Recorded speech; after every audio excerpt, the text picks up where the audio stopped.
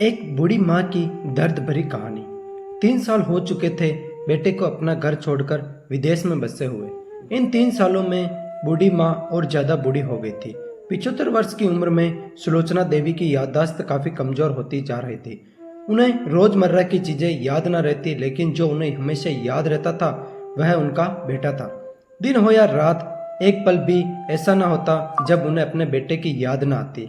दूसरी तरफ बेटा था जो साल भर में एक आध बार अपने माँ को फोन कर लिया करता था और 2 मिनट से ज्यादा बातें भी ना किया करता।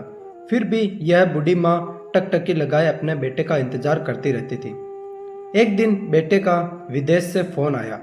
हेलो हेलो, सुन रही हो ना माँ? राहुल बोल रहा हूँ, तुम्हारा बेटा। कैसी हो माँ? मैं ठीक हूँ बेटा। तुम, बहू और मेरा पोता कैसा है?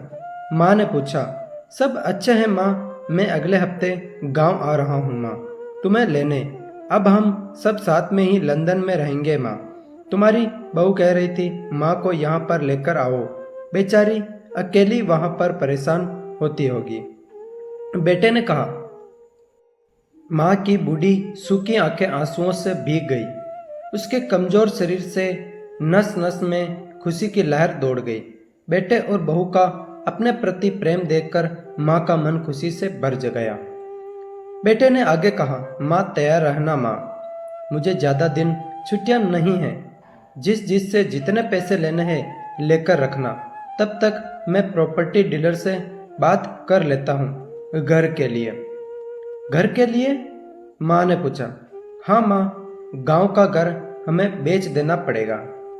अब हम साथ में ही रहने वाले हैं, तो वहां पर घर रखने का कोई मतलब नहीं है माँ। बुढ़ापे की वजह से ठीक से चलने में असक्षम माँ ने पूरे मोहल्ले में घूम घूम कर अपनी इस खुशखबरी को सबको सुनाया। सभी को खुशी हुई। सबको लगा माँ जी के आखिरी दिन अपने परिवार के साथ खुशी से बीत जाएंगे।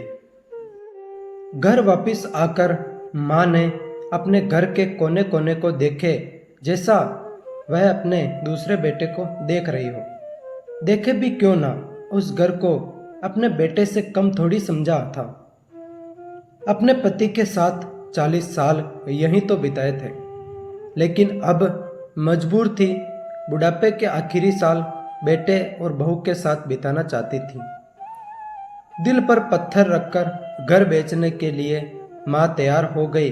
आनन फानन में बेटे ने घर को आधे दामों में बेच दिया। माँ ने ज़्यादा नहीं, लेकिन जिन चीज़ों से दिल लगा था उन चीज़ों को समेटा और बेटे के साथ टैक्सी में बैठकर एयरपोर्ट के लिए रवाना हो गई। एयरपोर्ट पर आकर बेटे ने माँ से कहा, माँ तुम यहाँ बेंच पर बैठो, मैं सामान और बोर्डिंग पास की जांच कराकर आता हूँ। वहाँ वक्त लगता है और खड़ा रहना पड़ता है, तुम्हें तकलीफ होगी। तुम यहीं आराम करो। मैं यूं गया और यूं आया। माँ ने बेंच पर बैठ गई और बेटा अंदर चला गया। काफी समय हो गया, बेटा वापस नहीं लौटा। माँ सोचने लगी ज्यादा भीड़ होगी इसीलिए देर लग रही होगी। अंधेरा होने को आया। अब तो लोगों की चहल कदम भी कम होने लगी। माँ को अब चिंता होने लगी। एक कर्मचारी ने आकर पूछा, किससे मिलना है माँ जी आपको? यहाँ पर क्यों बैठी हैं? डरती हुई आवाज में सुलोचना देवी बोली, मेरा बेटा अंदर सामान की जांच कराने गया है। लंदन जा रहा है हम। क्या नाम है अब माँ जी आपके बेटे का? कर्मचारी ने पूछा। राहुल नाम है मेरे बेटे का। कर्मचारी अंदर गया और थोड़ी देर बाद बाहर लौटा। उसने सुलोचना देवी से कहा, माँ जी लंदन जाने वाली फ्लाइट तो दोपहर में ही जा चुकी है और आपका बेटा भी इस फ्लाइट में बैठकर लंदन जा चुका है। अब आपके यहाँ बैठने का कोई मतलब नहीं है। आप भी अपने घर चली जाइए। क्या जा चुका है और मैं घर जाऊं? घर? माँ की आंखों से आंसुओं के सैलाब उठने लगे। जैसे तैसे माँ घर पहुंची, जो अब उसका था ही नहीं, बिक चुका था। वह बरामदे में तुलसी के पास सो गई। घर के नए मालिक को उस पर दया आई तो एक कमरा किराए से उसको दे दिया।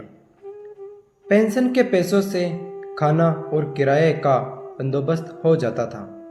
दिन बीतने लगे।